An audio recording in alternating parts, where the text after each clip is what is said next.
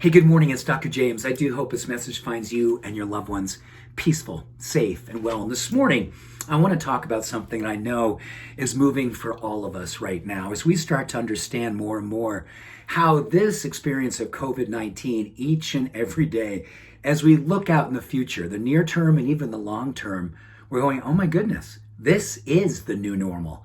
And I have to find some new tools to start building my life around this new normal. And a few weeks ago, we talked about how during this experience, research is saying that, gosh, you know what? We as a nation, we as a world are consuming more sugar and more alcohol. And that's literally compounding the anxiety, the trauma, the stress, knocking down our immune system even more than it already has been through those things when you add alcohol and sugar into the mix. But I want to talk about something else that we also be very mindful of how we consume. And that is the media. Because research shows that a lot of us are also becoming more and more addicted to watching more and more news. And I think it's really important that we're informed. But when the information starts to overwhelm us, because we're watching 2 and 3 hours of the news or more, and studies show that the average American now is consuming upwards of 2 to 3 hours a day of news. And you know what? I'm kind of believing that, 15, 20 minutes of the headlines, I kind of get what I need to know. And better yet, I'm better reading it. Then I can kind of really take it into the pace that's more compassionate. I can integrate it better. I can make sense of it, and then I can put it to work.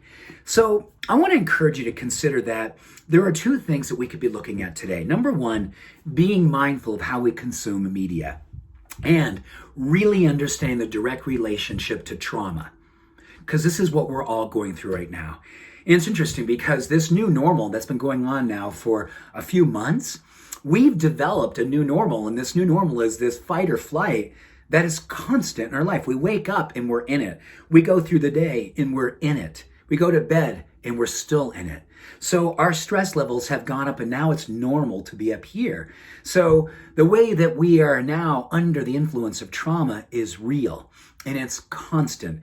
So we have to figure out, how do we disengage to bring down the level of trauma? Know that we still have issues, know that it's still scary, and know that there's going to be things coming up every single day that's going to really push our buttons. But we have to know how to have just enough information so we don't lose our inspiration.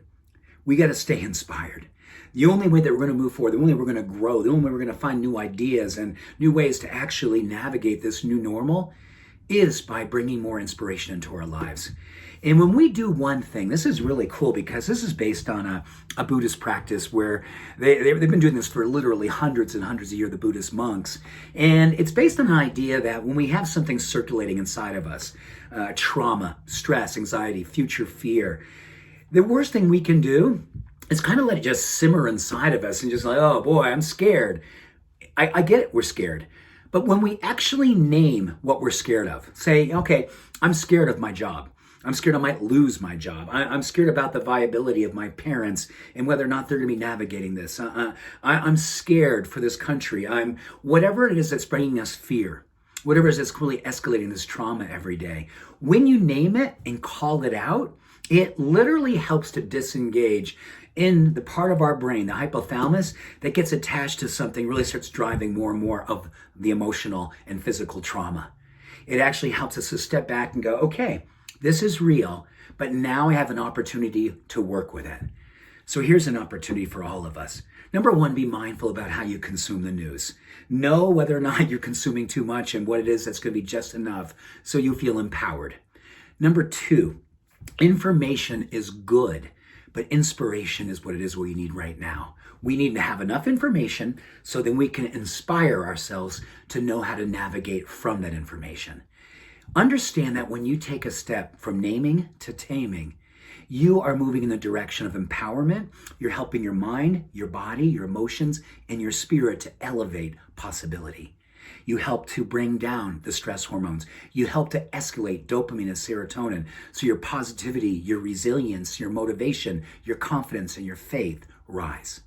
This is a time that we have to be looking at how we consume everything, from booze to sugar to news to people to social media, and be very mindful about what it is that we know inspires us so we can stay above we can continue to be the light. We can continue to be the change we wish to see in the world. Because this new normal, it's here. And we have to rise up and become a better, more empowered, more courageous version of ourselves. We can do this. I'm with you. I'm for you. Let's do this together. I love you. Bye for now.